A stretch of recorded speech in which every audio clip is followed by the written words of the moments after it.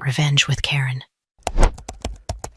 The first red flag wasn't the security guard giving me that apologetic, tight-lipped nod like I just walked into my own funeral. It wasn't even my ID badge going dead in my hand like it suddenly forgot who I was. No. The real gut punch came when I opened the door to my lab and found a stranger sitting at my desk, feet kicked up, sipping from a mug that Read World's #1 innovator hadn't even made it past the threshold when he looked up, grinned like a possum on Red Bull, and said, "You must be Lisa. I'm Blake, the new director of innovation." The new director, I blinked. Once. Twice. 3 months ago, I was running this lab. My name was on the door, the patents, the payroll allocations. I was the one who built the gene-tagging tech that kept this startup afloat when our Series B looked like a flaming bag of dog poop on Sand Hill Road. Had poured 5 years of 20-hour weeks and 2 missed Christmases into this concrete bunker of pipettes and prototypes. And now Blake, with his Banana Republic button-down and mediocre-smelling cologne, was sitting in my chair like it was always his. He stood up with theatrical pity and pulled a manila envelope from the desk drawer, my drawer. HR wanted to do this more formally, but I figured it'd be more efficient to hand-deliver. Welcome back. Consider yourself already replaced. Inside the envelope, termination papers, signature lines, severance clause pre-filled with the kind of insulting number you offer someone you assume won't fight back. I didn't yell, didn't slam the door. I just smiled, grabbed the cheap ballpoint pen from his mug, and signed the visitor log on the counter outside, not the exit form. I handed it back to security and asked if I needed an escort out. The guard didn't say a word, just buzzed me through the lobby doors like he'd been rehearsing it for weeks. And that was the end of it, on the surface. If you're still with me, hey, thank you. I know 95% of folks listen to these stories and never hit that subscribe button. But it really does help the team out when you like or follow. Keeps the lights on, the coffee brewing, and the revenge well-researched. Now, where was I? Right. I drove home with that envelope-riding shotgun, like a dead pigeon someone had wrapped in corporate jargon. Didn't cry, didn't call anyone. I just parked, walked into my apartment, poured myself a whiskey the color of bad intentions, and pulled out the original copy of my employment contract from the filing cabinet under my Wi-Fi router. Clause 9.3. I hadn't thought about it in years. Hidden in plain sight, between vacation accrual and non-disclosure, the sentence I'd fought to insert during onboarding 5 years ago when they were desperate, and I still had leverage. All research and patentable work shall remain property of the originating party, unless explicitly transferred. I read it once, then again, as the ice cubes in my glass did slow ballet in the amber liquid. There were no transfer documents. Not then, not now, and I hadn't just originated the research. I was the research. Every line of code, every lab notebook, every clinical pilot, every patent application with L. Halperin scrawled across the bottom in my sleep-deprived handwriting. 6 filings in total, and not a single one with a transfer of rights. I smiled. They had no idea what they'd done. You see, while Blake was busy printing new business cards and pretending to know what the hell polymerase chain reactions were, he just fired the one person holding the keys to the IP kingdom. I wasn't going to storm the gates. I was going to let them walk straight into the fire, blindfolded, smiling, and holding their own gasoline cans. The game hadn't ended when I left the building. It had just begun. That night, I didn't sleep. I didn't even try. I sat in my kitchen like a ghost that refused to pass on, the termination papers spread across the table like a bad tarot reading. The fridge hummed. The streetlight outside blinked like it had a secret, and in the middle of it all sat me, and a piece of paper that, 5 years ago, I made damn sure was written with a scalpel, not a crayon. Clause 9.3. It sounded so dry on the page. All research and patentable work shall remain property of the originating party unless explicitly transferred. Legalese, tucked between sick leave policies and IP confidentiality, like it was nothing. But I remembered everything about the day we negotiated that clause. It was the 3rd meeting I'd had with their founding attorney. I was a nobody with a PhD and a pipeline of genetic edits that could rewrite how tumors responded to immunotherapy. They were a hot mess of ambition and venture fumes. They wanted speed. I wanted protection. So I slid clause 9.3 across the table and said, if this company goes belly up or gets bought, I want my name on what I built. Lawyer raised an eyebrow and muttered something about standard procedure, but I held my ground. Funny how your future hides in the fine print you fight for when no one's watching. Back in the present, I went hunting. Deep. I dug through old email threads, internal Slack archives, even that dusty box in my closet labeled work crap open if sued. I pulled every filing I'd ever submitted to the USPTO. 6 patents, all tied to the same core tech, a viral delivery system for synthetic RNA. It was dry, nerdy stuff to most folks, but to investors, it was gold-plated snake oil with a side of Nobel buzz. Each application had my name. Just mine, no transfer docs, no co-signatures, no reassignment of rights, not even a memo claiming ownership. It was like they never thought I'd leave, like they never thought I'd matter enough to protect themselves. That's when I knew something bigger was brewing. Because if they were dumb enough to fire me without checking the legal status of their flagship IP, they were dumb enough to pitch it, publicly, boldly, recklessly. I opened up LinkedIn, searched for the company's page. Nothing about my departure. Just some glittery nonsense about leadership transformation and next-gen pipeline expansion under Blake Whitaker. I swear, every word that man says sounds like it's been marinated in TED talk syrup. Then I clicked on their latest press release. They were preparing for Series C, $40 million, $40 million based on a biotech platform whose IP had never been signed over, whose foundational research was still sitting under my name in a federal database. It wasn't just ego, it was identity theft. And now, it was leverage. The adrenaline didn't hit like a car crash. It crept in like a slow leak, steady, silent, dangerous. I didn't pace. I didn't call anyone. I just reached for my phone and dialed a number I hadn't used in years. Yvonne, it's Lisa Halperin. You still doing IP litigation? A pause. Then, Lisa, thought you fell off the map. I smiled. I was on sabbatical. I'm back now. And I've got something you're going to want to see. Met the next morning at a diner out by the university. Same place we used to go when I was begging for pro bono help during my postdoc days. She ordered black coffee and eggs over easy. I slid a file across the table. She opened it, eyes flicking from clause to patent to filing date to highlighted Slack message. You still have all this? She asked. I don't throw away leverage, I said. She leaned back, coffee in hand, looking at me like I'd just handed her a live grenade wrapped in ribbon. This clause is clean. They screwed up. Badly, monumentally. We didn't high-five, we didn't toast. We just stared at the ticking time bomb between us, both knowing exactly how this was going to play out if we were patient. Because the thing about IP theft is, it only hurts when it's public. And these fools, they were about to go very public. I didn't storm the gates. That would have been too easy, way too loud.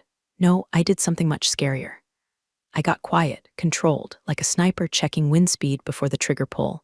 I didn't post on LinkedIn. I didn't email HR. I didn't call Blake and ask what the hell he thought he was doing. I let them forget I existed. That's the best camouflage in corporate America, silence.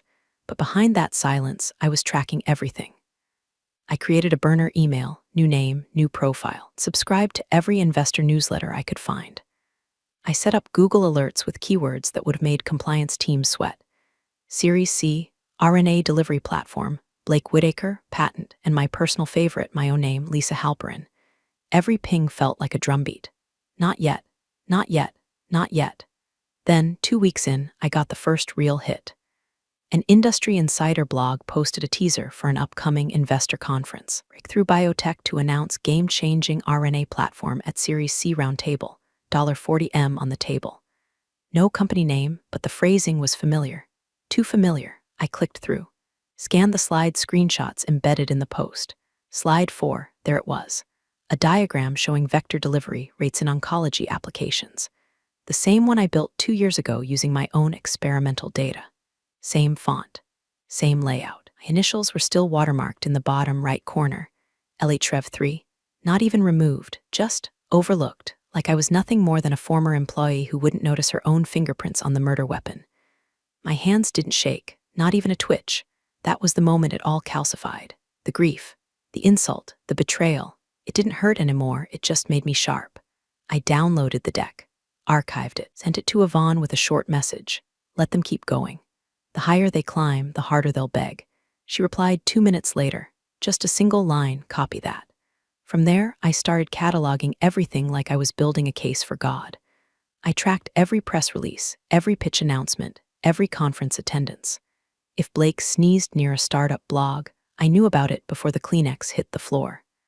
I created a timeline, just a basic spreadsheet at first, then layered it with links, timestamps, and correlating patent references. They weren't just using my work, they were building on it, layering vague new buzzwords like biosynergy and immune harmonization onto what I'd already tested, refined, and locked in filings the company never owned. And the best part, they had no idea.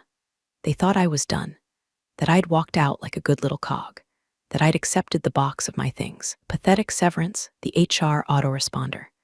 I started going back through their SEC Form D disclosures. The Series C raise was real. They'd already pulled in a few million in commitments. That meant due diligence. That meant paperwork. That meant at least one outside firm had seen my patents and either didn't connect the dots or was about to. And when the right investor started asking the wrong questions, boom, Vaughn and I decided to wait until after the investor pitch was over, maximize exposure. She flagged a contact in one of the auditing firms likely to be involved. Not an accusation, just a tip, a little breadcrumb. In the meantime, I watched Blake on a livestream panel hosted by a mid-tier VC firm. He wore that same smug, ill-fitting confidence like a borrowed tux, talking about disruptive therapeutic frontiers and the genius of our team's legacy work. Legacy? He was talking about me. And that smug little smile on his face as he answered softball questions from sycophantic moderators. That was the exact smile he wore when he handed me my termination papers. So I smiled back, through the screen. Then I clicked the folder where all the evidence lived and renamed it, Blake's Downfall, because I didn't just want my job back. I wanted to own the ashes. By the time May rolled around, Blake was being treated like the second coming of Jonas Salk in a Patagonia vest. Every industry rag was parroting the same regurgitated narrative. Blake Whitaker, the visionary behind Synthura's IP portfolio, leads the charge into RNA's golden age. Visionary. The man couldn't spell cytokine without autocorrect, but he sure knew how to wear a tailored blazer and nod thoughtfully on stage. The CEO, Mark Halpern, master of buzzwords and bourbon-soaked decision-making, started referring to Blake in public statements as the architect of our next-gen platform. Not a contributor, not a leader, the architect, as if Blake had personally assembled every nucleotide with his bare hands while humming the national anthem. It would have been funny if it wasn't so insulting. Worse, when I tried to go the official route, file a request for neutral arbitration, just to clarify IP rights. HR ghosted me. No response. Nothing. The same department that used to send me passive-aggressive birthday e-cards now couldn't find the reply button. After the third unanswered email, I had Yvonne send one from her firm's domain, just to make things spicy. We received a curt response from legal within 24 hours. At this time, the company believes all obligations to Miss Halperin have been fulfilled. Fulfilled. Like a box of Amazon regrets. Vaughn's advice? Let them cook. They're using proprietary materials in publicly promoted assets, she said, sipping chamomile tea like we were discussing wallpaper. And now they've been officially notified. That's going to matter. How long do we wait? Until they give us something they can't unpublish. I hated waiting. I'm a builder. I like to fix, iterate, do. Now I had to sit on my hands while Blake strutted around like a peacock in front of every investor that could spell liquidity event. So I got creative. I reached out to Amira. Amira used to be my assistant.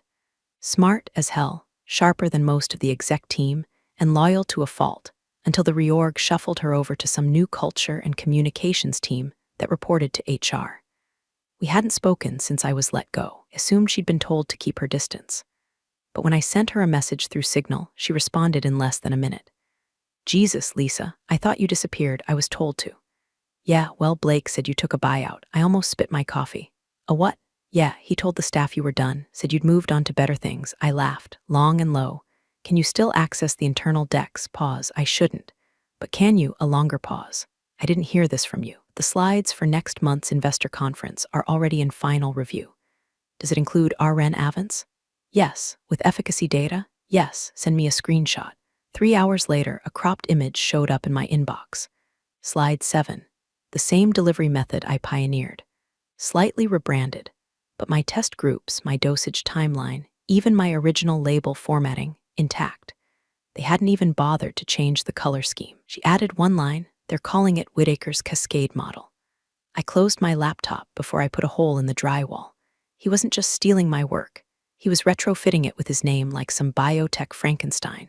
And everyone at the company was going along with it because nobody wanted to be the one who pointed out the emperor was wearing my lab coat. Amira messaged again. They're presenting at Biotech Now West, June 9th. Main stage. CEO and Blake both speaking. That was it. That was the unpublishable thing.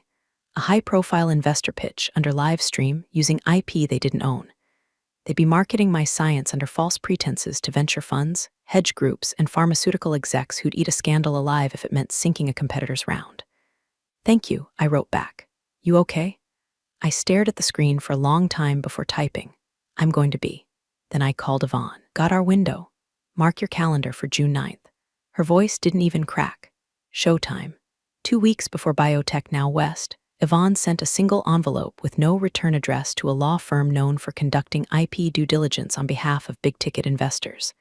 Inside, a curated sampler platter of receipts, screenshots of pitch decks, patent numbers, date-stamped lab notebook scans, copy of the original employment contract with clause 9.3 highlighted in neon yellow like the world's most passive-aggressive warning sign.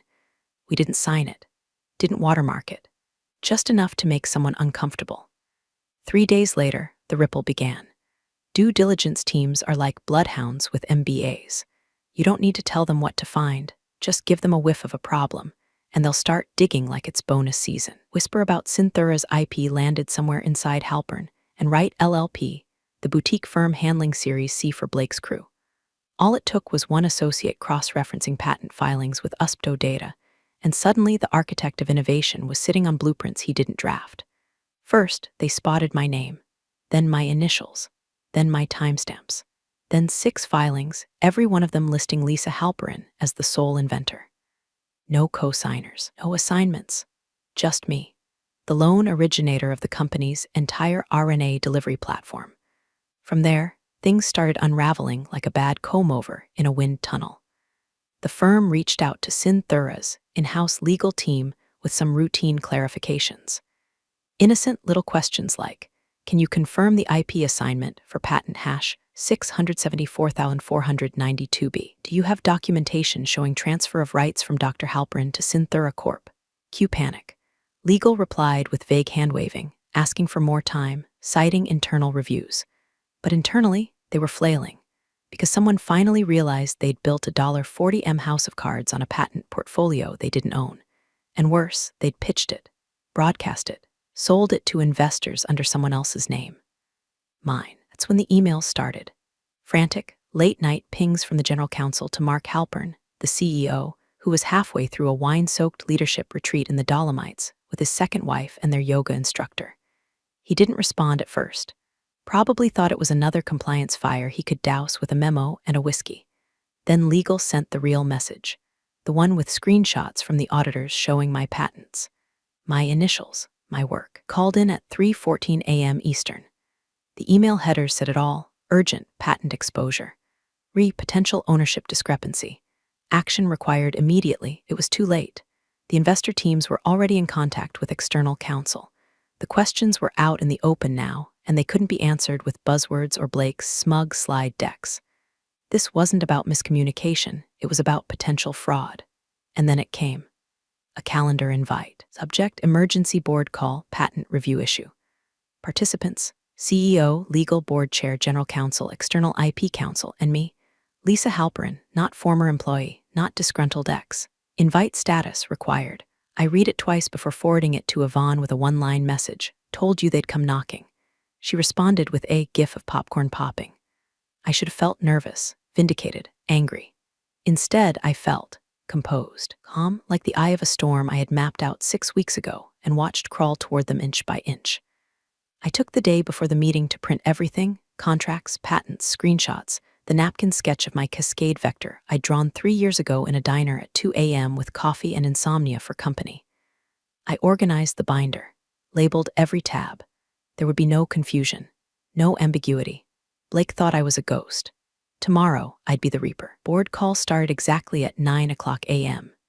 Eastern, with the kind of sterile punctuality that only true panic can achieve. I dialed in from my lawyer's office, camera off, microphone muted, binder open beside me like a loaded weapon. Yvonne sat across from me, sipping something herbal and deadly. Her posture was relaxed. Mine was stone. The first 10 minutes were corporate kabuki theater. Warm greetings, stilted chuckles, nervous throat clearing from legal like someone trying to break bad news to a mafia don without getting shot. Mark Halpern joined from Italy, still on vacation, his background a pixelated blur of expensive glassware and bad decisions. Blake was on too, audio only, which was probably wise. Cowards blink first. I understand we have an issue requiring immediate attention. The board chair began, her tone clipped and surgical. Yes, thanks, Susan, General Counsel stammered. As you may be aware, during the final stages of investor due diligence, several questions emerged regarding the proprietary status of our RNA delivery, IP, specifically the patents associated with the RN Avance platform. He was trying to keep it vague. Ambiguous. Like maybe the documents were just misfiled or a clerical error had occurred. Some intern had spilled Red Bull on a signature page. Oopsie daisy. Then the external counsel cleared her throat. I've reviewed all available documentation provided by Synthura's legal team. May I read a section from Dr. Halpern's original employment agreement? Please, the board chair said. The lawyer didn't pause. Clause 9.3. All research and patentable work shall remain property of the originating party, unless explicitly transferred in writing. Are no such transfer documents in the files Synthura has submitted. Furthermore, all 6 core patents tied to the RN Avance platform list Dr. Lisa Halperin as the sole inventor and owner, with no legal reassignment on record. Silence. Then Mark's voice came through the speaker. Croaky, disoriented. What does that mean? Legal hesitated. This was the moment, the line where the noose tightens or someone cuts the rope. He chose honesty. Too late. Still, it means she owns the patents, all of them. The silence that followed was so pure, so oxygenless, you could hear the collective sphincter of an entire boardroom tightening through the fiber optic cables. Someone muttered, Jesus Christ. Another voice, a younger board member, maybe a VC analyst, asked, then what have we been pitching? That's when I unmuted. The truth, I said, voice flat. You've been pitching the truth. You just forgot who it belongs to. All their little zoom squares blinked in my periphery like frightened game pieces. Blake's remained dark. Coward. Mark tried to salvage it. Lisa, I'm sure this is all a misunderstanding. We can work something out. There's room at the table for everyone, don't, I interrupted. You had your chance. You handed me a termination packet like I was a lab tech with a caffeine addiction, not the woman who built the platform you're selling. Legal attempted damage control. Perhaps we could. Visit the severance terms, retroactively. Retroactive severance won't cut it, Yvonne said coolly, finally speaking. What we're discussing now is a licensing agreement. Non-exclusive, time-limited, market rate, indexed annually, more silence. Then, from the board chair, so you're saying, Synthura doesn't currently own any of the IP we've just spent the last quarter marketing. Yvonne answered before I could. That's correct. Mark's voice cracked. Jesus, we could be sued. Yvonne smiled, not that they could see it. Only if Lisa feels generous. I watched it all with the same expression Blake wore when he fired me, calm, smug, certain. But unlike Blake, I had the receipts. I didn't bluff. I didn't posture. I just let them hear the sound of their own oxygen running out. The call ended with a promise to reconvene after further internal review. Translation: after they finished vomiting into expensive trash bins and Googling, can you reverse pitch IP you don't own? I closed my laptop. Trap set. Trap sprung. Now we negotiate. The offer came less than 48 hours after the call. A polite, overgroomed email from Synthura's head of legal with the subject line reinstatement proposal urgent. No apology in the body, just a lot of high-level corporate niceties designed to sound like a peace offering when it was really a white flag dressed in marketing copy. They wanted me back. Same title, same pay. A new lab, they said, full control of your team again, as if I was supposed to be flattered by the idea of crawling back into the very cage they'd tried to bury me in. Yvonne, read it first. She was already laughing before she finished paragraph 2. I guess this is their version of groveling, she muttered. I'm not going back, I said. Didn't think so. Instead, we drafted our own terms. A non-exclusive licensing agreement, full access to the RN Avance platform, and related methodologies for a limited duration, 3 years, renewable by mutual consent. All at market rate, of course, with annual escalators tied to biotech index performance.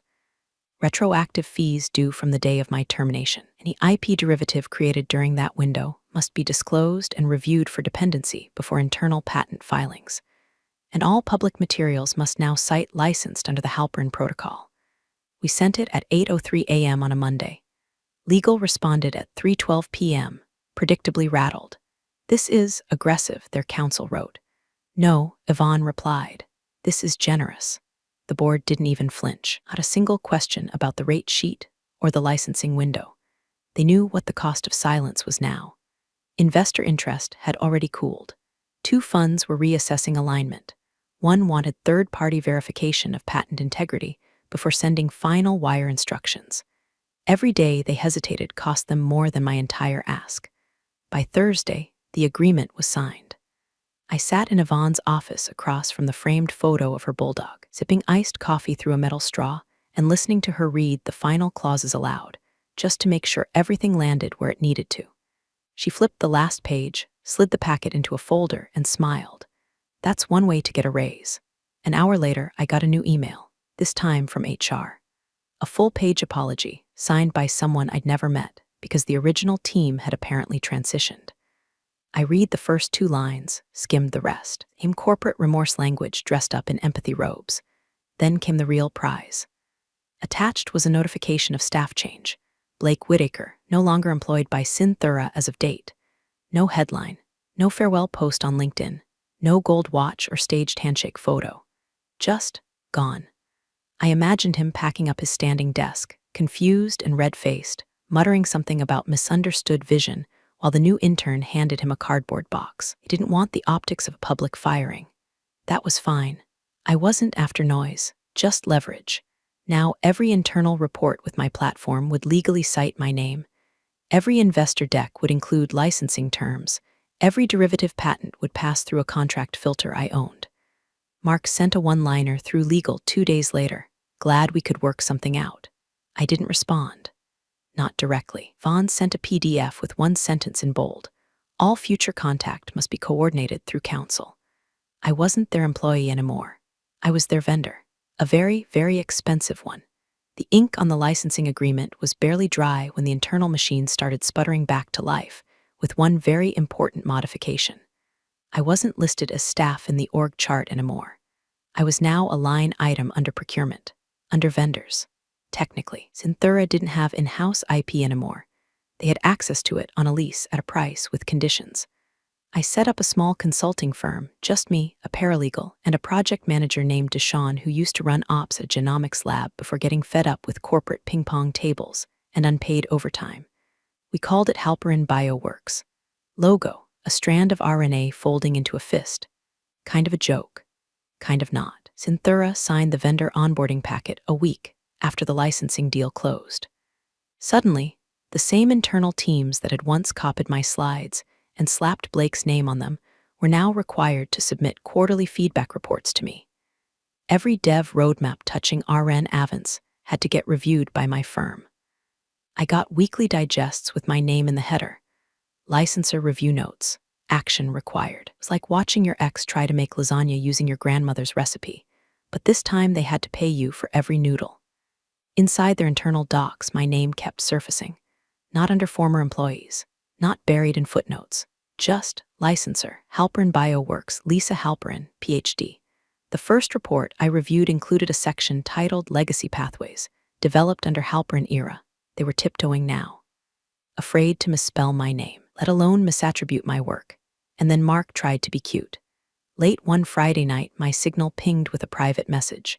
Unknown number, but I recognized the cadence. Mark Halperin, can we talk off the record? I stared at the screen for a full minute, then slid the phone across the table to Deshawn, who raised an eyebrow. CEO? Yup. What'd he say? Wants to talk, off the record. Deshawn chuckled, then took a bite of his sandwich. Gonna ghost him or go full Shakespeare? I smiled and typed. Lisa Halperin, I only speak through counsel now. Delivered. Read. No reply, there it was. Not a scream, not a lawsuit. Just a boundary so sharp it could shave the desperation off his ego. The power shift wasn't loud. It didn't come with applause or confetti or a golden nameplate. It came with silence, with compliance, with process changes and rewrites of training modules, and NDA revisions that now included my firm's language. I wasn't on their team anymore. I was the terms. I still read their public press releases out of habit, each one more vague than the last.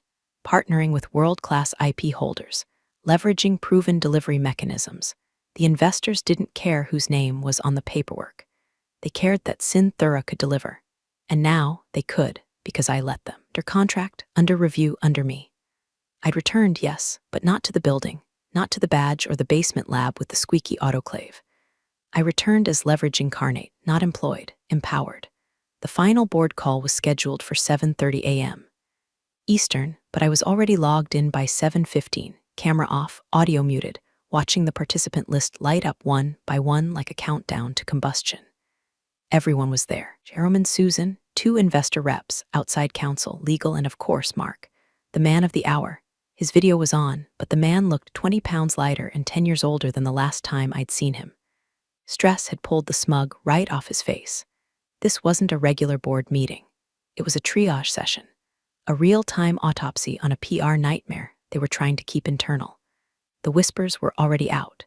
2 investor groups had paused their funding. One demanded a clause be added to the term sheet, ensuring that all foundational IP has been verified, assigned, and legally secured.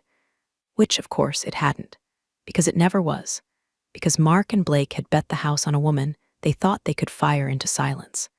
The agenda listed me as external stakeholder, Halperin Bioworks. It was the first time my name appeared on a board doc, without being buried in footnotes or legalese. First slide, summary of licensing obligations. Second slide, a graph forecasting revenue loss if I pulled out. Third, contingency planning if they couldn't renew the license next cycle.